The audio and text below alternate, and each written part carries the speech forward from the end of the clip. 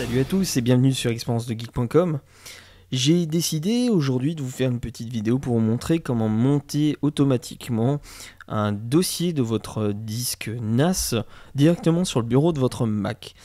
Alors, il faut savoir qu'en fait, via l'AFP, le système de montage Mac, vous pouvez monter directement un disque dans le Finder directement.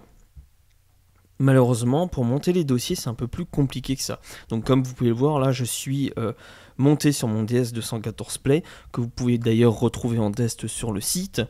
Et j'ai deux dossiers à l'intérieur, dont un dossier qui est monté automatiquement sur mon bureau, comme vous pouvez le voir juste ici. Donc c'est l'avantage qu'avait le Lassie Network Space 2, c'est qu'un programme permettait le montage automatique des volumes directement sur le Mac. Alors pour avoir bien entendu le montage des volumes sur Mac, il faudra bien sûr activer la fonction sur le Finder. Donc vous rendez dans le Finder, dans les préférences, dans l'onglet général, et vous demandez à ce que les serveurs connectés soient affichés sur le bureau. Si je désactive les serveurs connectés, bien entendu, vous ne verrez plus les icônes qui sont sur le bureau. Voilà, donc vous activez cette option. Et maintenant, je vais vous montrer comment d'une simple manière, via un Apple Script tout simple, vous pouvez monter automatiquement un dossier précis sur le bureau de votre Mac. Alors moi, bien sûr, j'ai monté le dossier vidéo, ça pourrait être n'importe quel dossier de votre NAS, du moment qu'il est connecté. Donc déjà, il faudra vous connecter sur votre NAS pour rechercher le dossier voulu pour le montage. J'ai créé un Apple Script qui vous permettra de modifier très simplement. Donc je vous mettrai le automount ds214play.app.dmg directement sur le site. Vous le téléchargerez, il vous suffira simplement de l'ouvrir. Donc voilà, vous allez avoir un .app avec une icône personnalisée directement dans ce dossier DMG.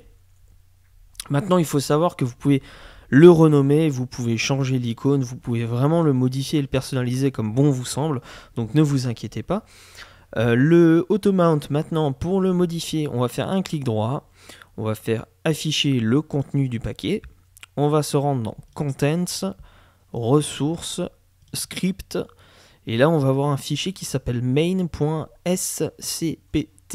En fait, c'est le fichier Apple Script.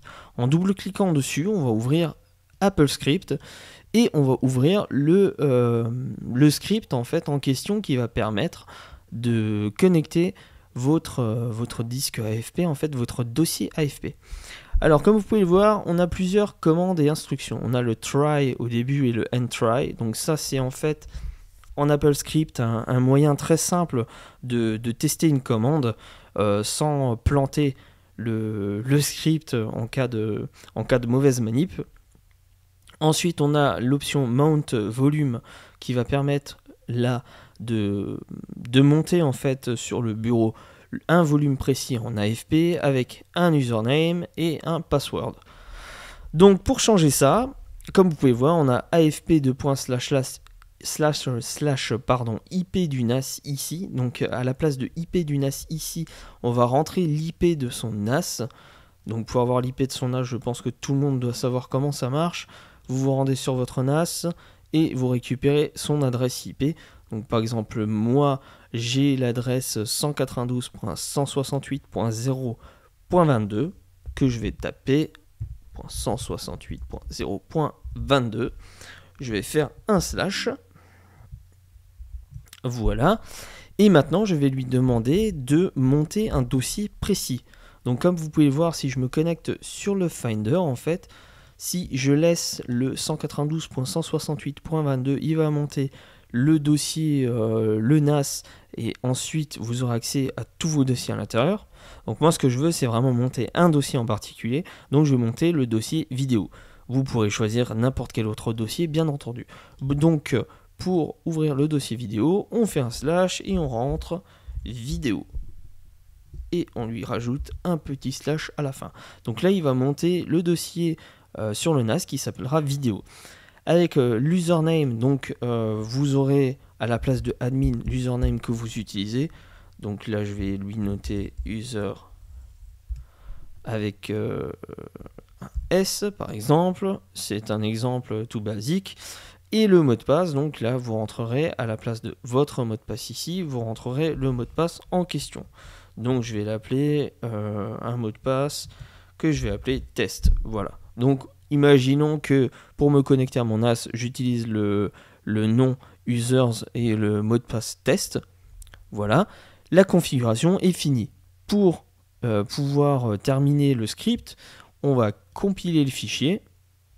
S'il n'y a aucun message d'erreur, c'est que tout est bon.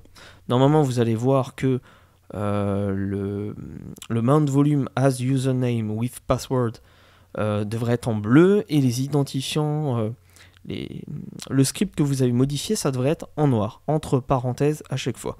Donc une fois que ça c'est fait, soit vous avez déjà un dossier qui est connecté sur votre bureau et du coup vous ne pourrez pas le tester tout de suite, soit vous n'avez rien du tout et du coup il vous suffit d'exécuter le fichier pour vous rendre compte que le dossier en question va monter. Donc là je vais vous montrer en test, je vais déconnecter en fait le fichier vidéo, je vais l'exécuter et si tout se passe bien, donc là bien entendu j'ai pas mis mes vrais identifiants, donc si tout se passe bien, normalement il devrait automatiquement vous monter votre dossier vidéo en haut à droite sur votre Mac. Donc là je vais le monter, voilà, et ça devrait faire ça directement. Une fois que ceci sera fait, il vous suffira de faire fichier enregistré, voilà. Donc je vais pas le faire étant donné que je suis déjà j'ai déjà en fait créé mon script. Donc voilà, on pourra quitter l'éditeur Apple Script et votre programme.app sera simplement terminé. Voilà, il vous suffira de le glisser dans votre dossier application. Voilà. Ensuite, vous pourrez bien entendu changer l'icône du fichier. Donc pour cela, c'est très simple. Vous faites un clic gauche sur votre icône, un clic droit, vous faites lire des informations. Voilà. Vous cliquez sur la petite icône en haut à gauche qui va la mettre en surbrillance bleue. Vous allez choisir une autre icône quelque part sur votre dossier que vous allez ouvrir avec aperçu. Vous faites CTRL A, enfin commande A, pardon. Ensuite, ça va vous entourer toute l'image en question. Vous faites commande C sur cette image en question. Puis vous allez cliquer sur l'icône de Automount DS 214 Play qui va être en bleu, en surbrillance bleue, et vous faites un CTRL V, ce qui aura pour effet de copier-coller l'image comme icône pour votre dossier. C'est vraiment très très simple de changer une icône sur Mac. Donc vous ferez pareil sur le dossier que vous avez monté. Bien évidemment, si vous voulez changer l'icône, vous pourrez, comme moi, mettre une icône personnalisée. Et pour que le script se lance au démarrage du Mac, il vous suffira de vous rendre dans le menu Pomme, Préférences Système, dans Utilisateurs et Groupes, dans l'onglet Ouverture, de faire un petit plus et d'aller chercher le dossier dans Applications, le dossier qui se nomme Automount DS214 Play. Bien entendu, si vous avez renommé le fichier, vous allez choisir le bon fichier. Vous cliquez la case masquée qui vous permettra de ne pas voir le montage au démarrage. Et voilà, tout sera automatiquement fait. Donc quand vous redémarrerez votre Mac, votre dossier en question se montera automatiquement sur le bureau de celui-ci. C'est tout aussi simple, vous pouvez bien entendu modifier le script à votre convenance, vous pouvez ouvrir plusieurs dossiers, vous pouvez utiliser cette astuce avec d'autres disques durs. Vous pouvez clairement vous amuser avec Apple Script. Voilà, j'espère que cette petite vidéo vous aura plu. Et moi je vous dis à très bientôt sur expériencedegeek.com. Allez, ciao.